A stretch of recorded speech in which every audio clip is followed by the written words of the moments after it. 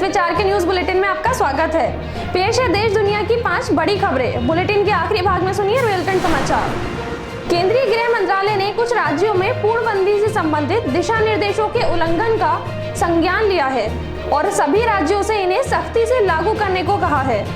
केंद्रीय गृह सचिव ने सभी राज्यों और केंद्र शासित प्रदेशों को लिखे गए पत्र में कहा है कि कुछ राज्य अपने यहाँ ऐसी गतिविधियों को शुरू करने के आदेश जारी कर रहे हैं जिनकी गृह मंत्रालय ने अनुमति नहीं दी है। मुख्यमंत्री योगी आदित्यनाथ के पिता का सोमवार को निधन हो गया। लॉकडाउन का पालन करते हुए योगी ने अपने पिता के अंतिम संस्कार में भाग नहीं लेने का फैसला किया है। जब उनके पिता का निधन हुआ तब वे कोरोना संकट पर बनी टीम 11 की मीटिंग कर रहे थे। खबर मिलने के बाद भी मीटिंग को रोका नहीं गया। महाराष्ट्र में सरकार ने भाजपा की मांग पर पालघर में हुई हालिया मॉब लिंचिंग घटना की उच्च स्तरीय जांच के आदेश दिए हैं। हिंसक भीड़ की ओर से की गई इस हिंसा में महाराष्ट्र के पालघर में रविवार को पुलिस के सामने एक बुजुर्ग समेत 3 लोगों की पीट कर हत्या कर दी गई थी। WHO के महानिदेशक डॉक्टर तेद्रोस गैब्रियेसस ने कोरोना वायरस के बारे में कहा है कि लॉकडाउन हटाना महामारी का अंत नहीं है, बल्कि यहाँ से इसके अगले चरण की शुरुआत होती है, जिसके लिए हमें तैयार रहना चाहिए। ऑस्ट्रेलिया के तेज गेंदबाज जोश हेजलवुड ने कहा है कि कोविड-19 के इस भयानक दौर में खेल को गतिमान रखने के लिए अगर जरूरत पड़ी तो खिलाड़ी वेतन में कटौती के लिए भी तैयार हैं। पिछले सप्ताह क्रिकेट ऑस्ट्रेलिया ने कहा था कि वह कोविड-19 के कारण आए वित्तीय संकट से निपटने के लिए अपने 80% स्टाफ की छुट्टी करेगा।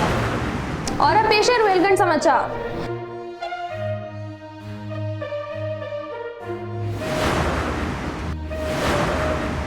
खबर बरेली से।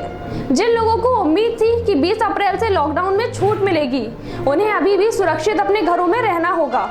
डीएम नीतीश कुमार ने कहा कि 20 अप्रैल के बाद कुछ फैक्ट्रियां शुरू कराई जा रही हैं। इसके अलावा निर्माण कार्यों को भी इजाजत दी जाएगी, लेकिन यहाँ भी सोशल डिस्टेंसिंग का पालन करना होगा।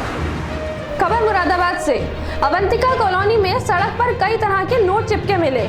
नोटों को देखकर कॉलोनी में अफरा तफरी मच गई। सभी स्थानीय लोगों ने 112 पर फोन करके सूचना दी। मौके पर पहुंची पुलिस ने नोटों को देखा तो पता चला कि नकली नोट है। किसी ने शरारतन इसे वहां चिपकाया था। खबर पीलीभीत से। यहाँ कुछ युवकों ने एक सब्जी विक्रेता को रोक लिया और उससे आधार कार्ड मांगने लगे। उनका आरोप था कि मुस्लिम सब्जी विक्रेता कोरोना फैला रहे हैं। पद्मा और उर्वशी नाम की दोनों वकील बहनों ने ऐसे लोगों को आड़े हाथों लिया। उन्होंने इस बारे में डीएम वैभव श्रीवास्तव से बात की। डीएम ने ऐसे किसी आदेश का फोन पर खंडन कर दिया। डीएम ने सिटी मजिस्ट्रेट से ऐसे लोगों को चिन्हित कर शीघ्र कार्रवाई के निर्देश दिए हैं। खबर रामपुर से। तहसील टांडा में एक और व्यक्ति कोरोना पॉजिटिव मिला है।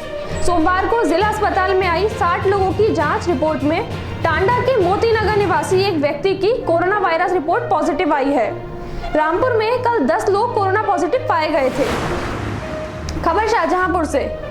कोरोना वायरस महामारी से जूझ रहे लोगों की मदद के लिए एक कृषक ने 223 कुंतल गेहूं की फसल पीएम केयर में दान दी है।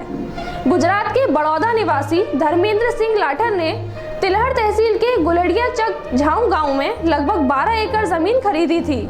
उस जमीन से गेहूं की पैदावार हुई थी। उस पूरी फसल को उन्होंने दान में दे दिया है।